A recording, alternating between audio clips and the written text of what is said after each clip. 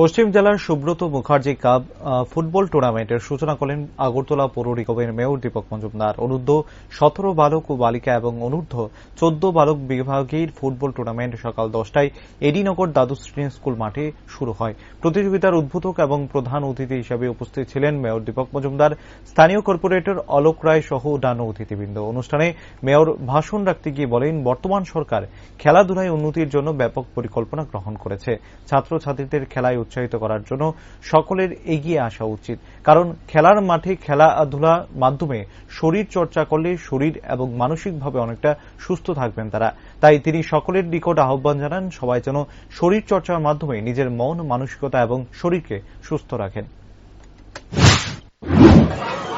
এবং কয়টা টিম অংশগ্রহণ করেছে। তো আমি বলবো যে আমাদের রাজ্য সরকার, বিশেষ করে ক্রীড়া দপ্তর, যুব বিষয়ক দপ্তর রাজ্যের খেলাধুলাকে আরো বেশি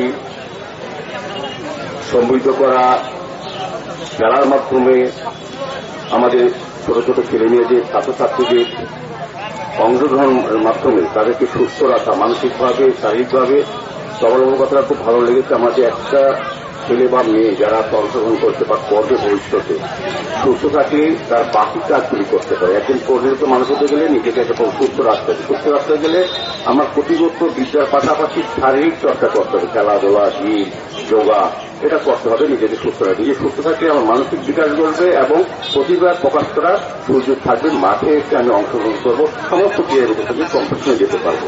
তো সার্বিকভাবে একটা পূর্ণাঙ্গ মানুষ, সুস্থ মানুষ তৈরি করতে গেলে এবং এটা শারীরিক চর্চা